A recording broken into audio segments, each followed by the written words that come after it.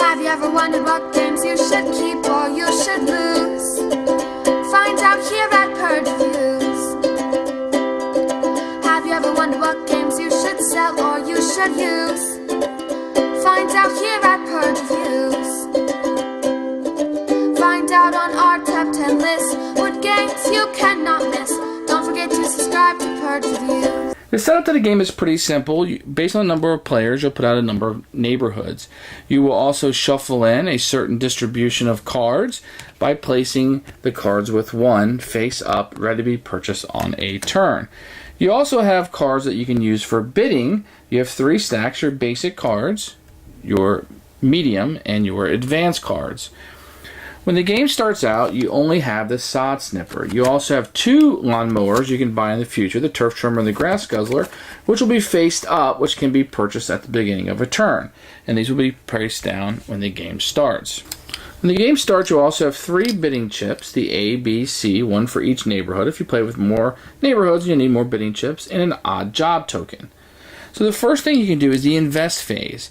If you have enough money, you can buy one of the other lawnmowers for $3 or $6. If you purchase these, you pay the money and you flip them over and they're now available to you, including the sod sipper, which you get when the game starts. These cards, what they allow you to do is they allow you to buy bidding cards, and the bidding cards will help you get contracts. I'll show you how that works.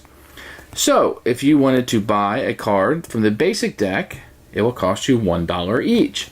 If you want to buy one from the medium deck, it will cost you $3 each. If you want to buy one from the advanced, it's $5. Now, just to showcase, these cards you buy will be random, but they'll be within a certain range. In this case, mediums are 4s, there's some 2s, there's some 3s, there's 4s and 3s, and etc. So what you're going to be doing on a turn is you will be bidding on one of the locations or taking the odd job. If you take the odd job, you might want to take some of these void cards, placing it face down and putting this on there. Then when you reveal the cards, you will just get $3 and you won't actually be bidding on any of these. But you use these dummy cards just to kind of bluff so people don't know what you're actually going after. Otherwise, the main proponent of the game is that you will spend one of these letters. It just signifies A, B, or C, which one of these contract cards that you're actually bidding on, and you will determine an amount of money that you will bid.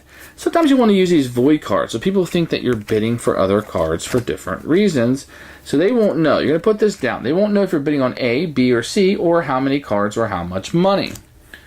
The reason why is these bid cards will give you victory points, in this case 4. If you look here, this card will give you 1. But the card requirements are different.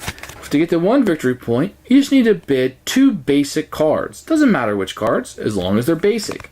In this case, you have to bid 4 basic with a star and 3 medium cards. So this requires a lot more cards, but is worth more victory points. After everybody has bid, you will flip over, and if you played an odd job, you would get your $3, or if you bid on this, you would reveal it. In this case, I'll get rid of the void cards. They were there just to bluff you. So then I would have 5, and these both have stars. So I could purchase this one because it requires stars or no stars. It doesn't matter. But let's say I was the lowest bid. If you're the lowest bid, then I would take this card because I have won it, getting 1 victory point. But I would also get $5 for performing that action. If somebody else bid lower than me, then they would get it and I would not, and I would get my cards back. One other trick you can do when you're bidding, if you've already earned a previous contract, and I wanted to stake my reputation, I could give this victory point, these 4 victory points up for the rest of the game, to lower my bid. So this would lower my bid from 5 down to 1. Now I'm not going to make very much money that way, but it would ensure that I get the next card that I would need. So that can be useful in certain circumstances. The next step is, so if I won this card, it would come over to me on my victory point stack. Any piles that do not have an open contract would be flipped over. If something wasn't bid on, it would go to the bottom of the deck and a new one would come out. So each round there would be, in this case, 3 new contracts to bid on. Now some of these are going to require advanced cards, some with stars, and etc., but the victory points theoretically will be higher. At the beginning of the turn, of the next turn, you could purchase one of your lawn mowers if they haven't been purchased. Then you would buy more of these bidding cards, which you will use to get these contracts. So a very simple process, but it can be very cutthroat. If you're playing a 4-player game and 3 people go after A, 1 guy goes after C, he may know that for some reason and tend to go after that and maybe bid higher. But if somebody lowballs you, you're going to get nothing for the round. So it can be pretty cutthroat on what you're doing here. But it's a very easy bidding game. You're building your engine up. You're building your economics up by bidding on these cards and getting these bidding cards in order to do so. Remember, when you're getting the contract cards, they want to pay the lowest possible price, so the lowest bid will win. Mow money, mow money, mow money! No, this isn't the 1990 movie starring Damon Wayans of Living Color fame. This is the card game by Mayday Games about getting contracts to mow grass. First of all, we have to say this is a very unique theme that I like. It's something different. We're not buying contracts in the Mediterranean. Yahoo, good job. It's something unique about trying to get contracts to mow grass. You can upgrade your lawnmowers that allow you to buy better bid cards, that will allow you to get better contracts. It all kind of makes thematic sense while you're doing this. I like that in the game. I like that even though it's a card game, it has a little bit of an economic background to it. It's not a deep economic, but it's there. But it all kind of fits together while you're doing things. It seems like it's been perfectly streamlined to fit the theme of the game. 2 thumbs up for that, and it's really, really well done. The bidding mechanism is really neat, so you can't just get whatever contract you want every turn because you will be bidding with other people. Lowest bid wins.